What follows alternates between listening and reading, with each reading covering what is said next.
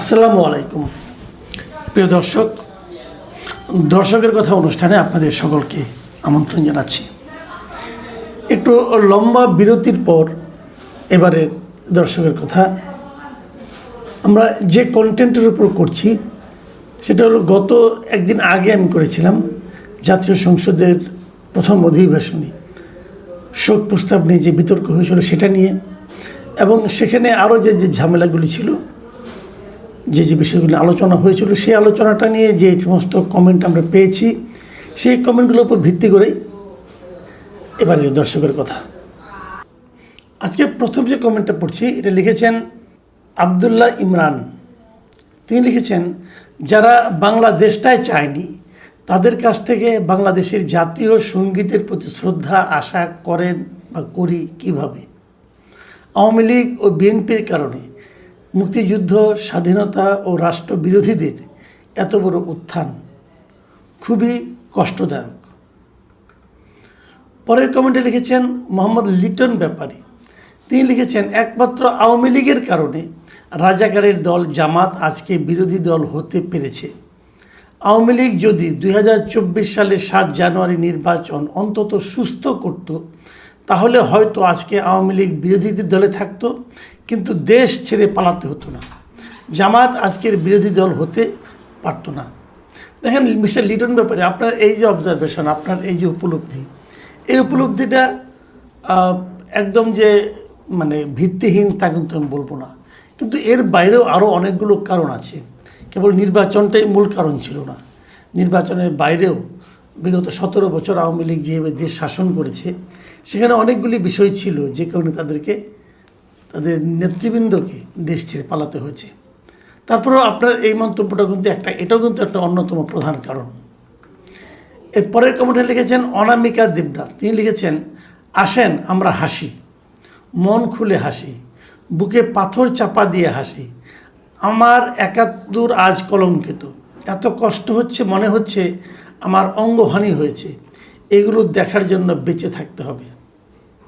আবু সাইদ লিখেছেন, 1400 মানুষের খুনি সহযোগীর থেকে জাতীয় সঙ্গীত বড় হয়ে গেল। আবু সাইদ সাহেব, আপনার এই প্রশ্নটার আমি একটু জবাব দিই। আপনি যেটা বলতে চেয়েছেন যে রাষ্ট্রপতির ভাষণ তারা যে উপেক্ষা করেছে, বয়কট করেছে, এই কারণে যে রাষ্ট্রপতি 1400 খুনির সহযোগী। কিভাবে ভাই? উনি যদি 1400 খুনের সহযোগীর কাছে আপনি যদি শপথ নিতে পারেন, 1400 খুনের সহযোগীর কাছ থেকে আপনি যদি নির্বাচনের জন্য আদেশ নিতে পারেন এবং তার আদেশের ভিত্তিতে যদি নির্বাচন হতে পারে, সেই নির্বাচনে যদি আপনি বিজয়ী হয়ে সংসদে যেতে পারেন, এত দূর পর্যন্ত 1400 মানুষের খুনি সহযোগীকে আপনি সহ্য করতে পারলেন, আর যেটা নাকি সাংবিধানিক একটা দায়িত্ব নিয়ে এখানে পড়বেন সেটা আপনাকে সহ্য হচ্ছে না কেন? তাহলে আবার ওই উল্টা দিক থেকে বলি, এই 1400 মানুষের খুনি সহযোগী যাকে আপনি বলছেন তাকে এখানে ভাষণ দেওয়াটা তো আপনারা 77 জন সহ্য করছেন না, কিন্তু 212 জন তো সহ্য করছে, 213 জন তো সহ্য করছে। তারা কীভাবে সহ্য করছে তাহলে? তো এই যে বিষয়গুলো আছে না, এত সুইপিং কমেন্ট করা ভাই ঠিক না। রাষ্ট্রপতি, আমাদের দেশের রাষ্ট্রপতি সাংবিধানিকভাবে তার তেমন কোনো ক্ষমতাই নাই। উনি রাষ্ট্রপতি ছিলেন হাসিনার আমলে, উনি চাইলেই কি হাসিনার বিরুদ্ধে কোনো সিদ্ধান্ত নিতে পারতেন? কোনো রাষ্ট্রপতি, এই যে এখন রাষ্ট্রপতি আবার হাসিনার বিরুদ্ধে বলতেছেন, এখন কিন্তু উনি বিএনপি সরকারকে সহযোগিতা করছেন। রাষ্ট্রপতির কোনো উপায় নাই যে ওই সময়ের সরকারকে সহযোগিতা করা ছাড়া। এটাই নিয়ম। এই নিয়মের বাইরে গেলে যাওয়ার সময় এখন তো যেতে পারছে না।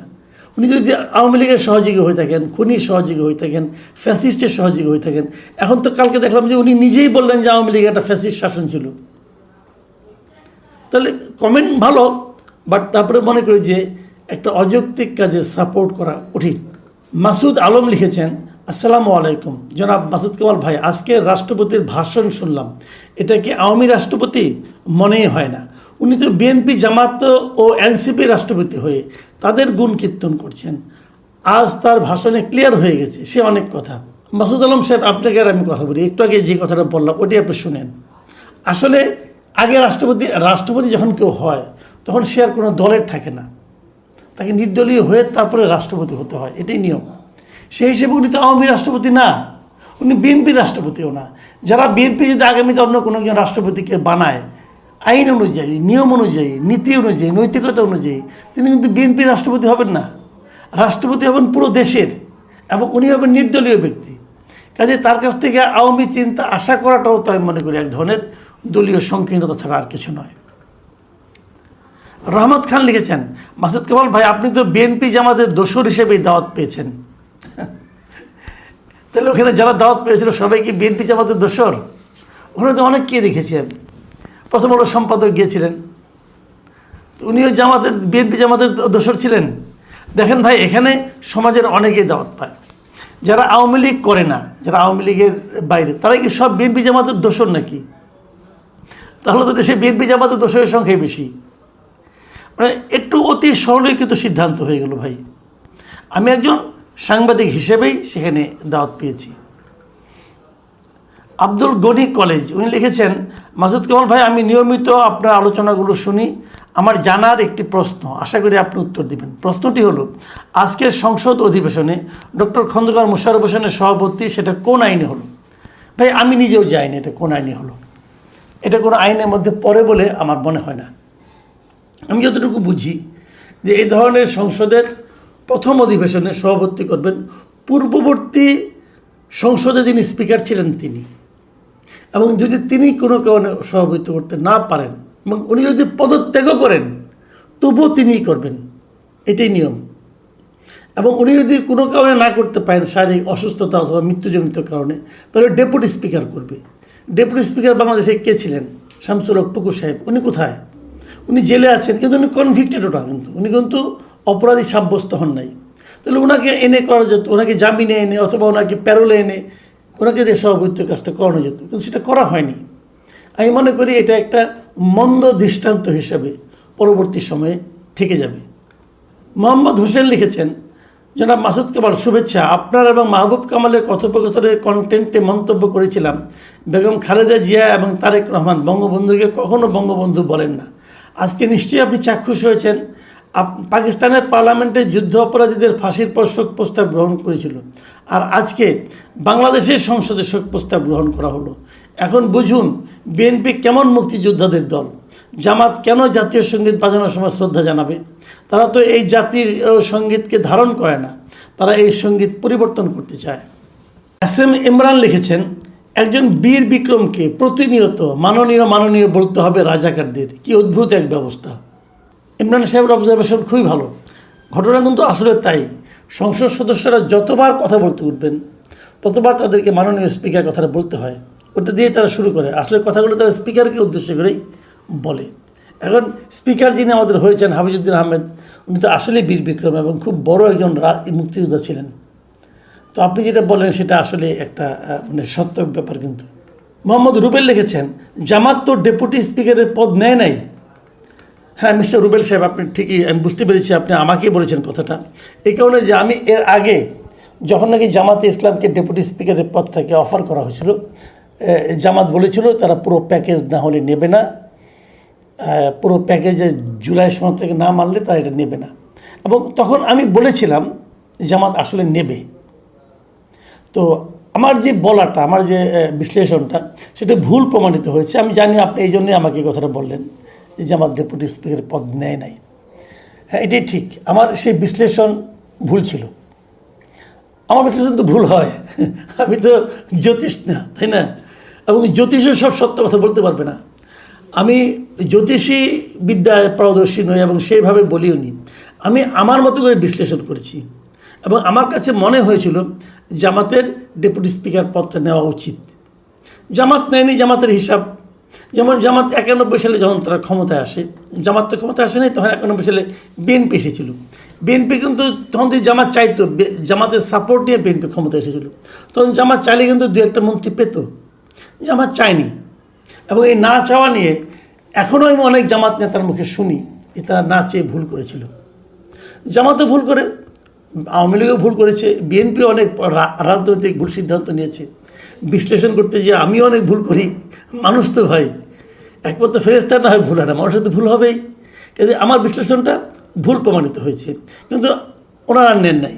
কিন্তু আবার এদিকেও আরেকটা কথা, জামাত না নিয়ে কি ঠিক করেছে না ঠিক করেছে, এটাও হয়তো পরবর্তী সময়ে দেখা যাবে কি হয়। জসিমউদ্দিন লিখেছেন, আসলে বাস্তবতা বিএনপি জামাতের আদর্শ একই এবং অভিন্ন।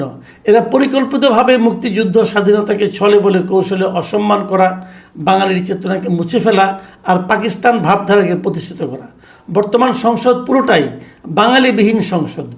বাঙালিদের কলঙ্কিত করে ৭১-এর প্রতিশোধ নেওয়াই এদের মূল লক্ষ্য, আর বিএনপি হচ্ছে এসব কর্মকাণ্ডের সহযোগী।